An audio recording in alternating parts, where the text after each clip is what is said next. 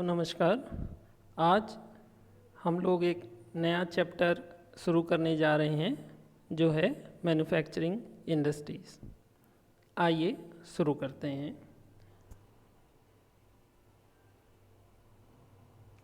जैसा कि आप सभी लोग जानते हैं कि economic activities can be classified into 3 sector, which one is the primary sector, secondary sector and tertiary sector।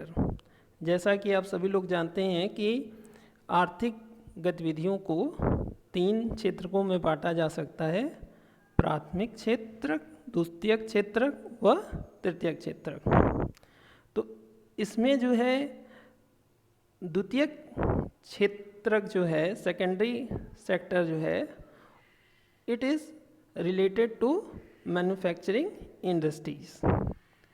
आइए हम लोग मैन्युफैक्चरिंग की परिभाषा देख लेते हैं, डिफिनीशन इसको देख लेते हैं। ये क्या है? Production of goods in large quantities after processing from raw material to more valuable product is known as manufacturing. कच्चे पदार्थों को मूल्यवान उत्पाद में परिवर्तित कर अधिक मात्रा में वस्तुओं के उत्पादन को विनिर्माण या वस्तु निर्माण कहा जाता है। इसके एग्जाम्पल्स हैं sugar from sugar cane, clothes from cotton, paper from wood, iron from iron ore. तो जैसे कि आप इन एग्जाम्पलों के द्वारा समझ सकते हैं कि इसमें कच्चे पदार्थों को जो है मूल्यवान उत्पाद में परिवर्तित किया जाता है, ठीक है, और इस अधिक मात्रा में इसका उत्पादन किया जाता है। ये डिफिनीशन हो गई मैन्युफैक्चरिंग की। आइए हम लोग देखते हैं कि किसी भी देश में जो है कि इकोनॉमी में विनिर्माण का महत्व क्या है। Importance of manufacturing. Economic strength of a country is measured from the development of manufacturing industries. It is the backbone of our country. किसी भी देश की आर्थिक स्थिति का मूल्यांकन जो है उस देश में विनिर्माण उद्योग के विकास से लगाया जा सकता है। किस तरीके से?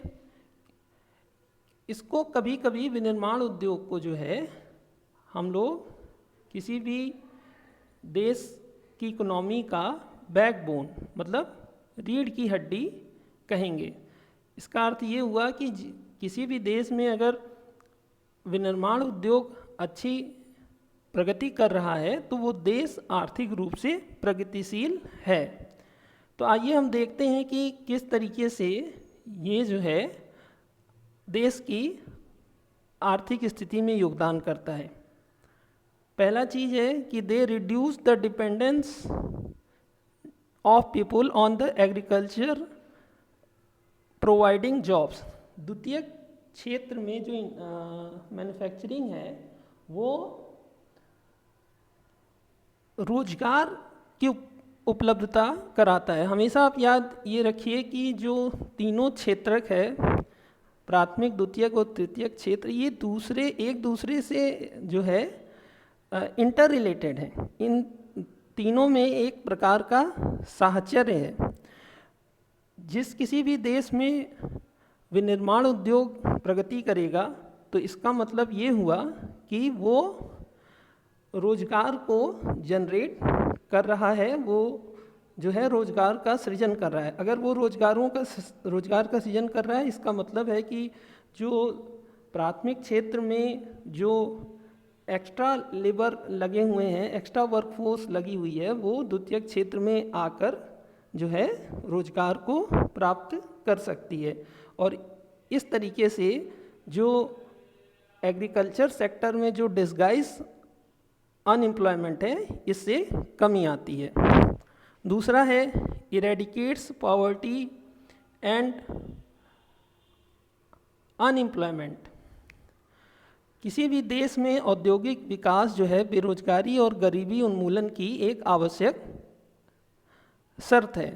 भारत में जब सार्वजनिक और संयुक्त क्षेत्र में उद्योगों की स्थापना हुई तो उसकी विचारधारा इसी पर आधारित थी कि इसके द्वारा जो है देश में बेरोजगारी और गरीबी का उन्मूलन होगा। साथ ही साथ जनजातीय और पिछड़े क्षेत्रों में उद्योगों की स्थापना भी इसी उद्देश्य से की गई कि यह क्षेत्रीय असमानताओं को कम करेगा। Third one is countries that transform their raw material into a wide variety of furnishing goods of higher values are prosperous.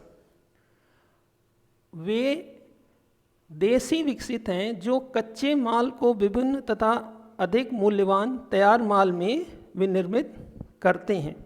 आप किसी भी डेवलप्ड कंट्री का एग्जाम्पल ले सकते हैं जिनके उत्पादों को अगर हम प्रयोग करते हैं तो वो लोग किस तरीके से इस कंडीशन में आए, डेवलप्ड कंट्रीज़ के कंडीशन में किस तरीके से आए। उन्होंने अपने देश में जो कच्चा माल जो था उससे उन्होंने अधिक मूल्यवान पदार्थ को विनिर्मित किया, और दूसरे शब्दों में हम कह सकते हैं कि उन्होंने अपने विनिर्माण उद्योग को डेवलप किया और इसके कारण जो है वो विकसित देशों की कैटेगरी में आए।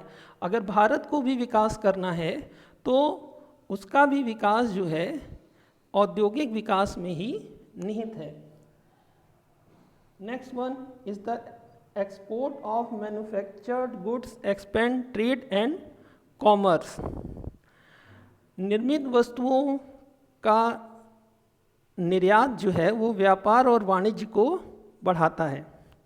जब आप अच्छे किस्म के उत्पादों का सृजन करते हैं अपने विनिर्माण उद्योग में तो उसकी देश और विदेश में मांग बढ़ती है, और जब ये मांग बढ़ती है तो उस देश में व्यापार वाणिज्य का बढ़ावा होता है और जिससे हमें अपेक्षित विदेशी मुद्रा मिलती है। ठीक है, आइए नेक्स्ट देखते हैं हम लोग। Move hand in hand. Agriculture and industry are not exclusive to each other, they move hand in hand. For example, agriculture sector provides raw material for industries and industry provides to agriculture sector such as irrigation pumps, fertilizers, insecticides, machine and tools etc. जो कृषि और उद्योग एक दूसरे से पृथक नहीं है बल्कि एक दूसरे के पूरक हैं। जैसे कि एग्रीकल्चर कृषि के द्वारा जो है इंडस्ट्रीज़ को कच्चे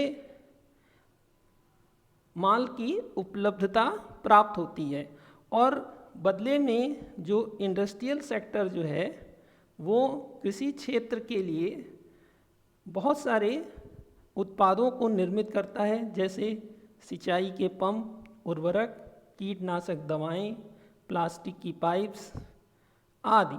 ठीक है, तो इसलिए जो है विनिर्माण उद्योग के विकास से न केवल कृषि उत्पादन को बढ़ावा मिलता है बल्कि उत्पादन की प्रक्रिया भी अधिक कार्यकुशल होती है। तो आज के लिए बस इतना ही। अगली क्लास में हम लोग ये देखेंगे कि उद्योगों का वर्गीकरण कैसे और किन आधारों पर होता है। धन्यवाद।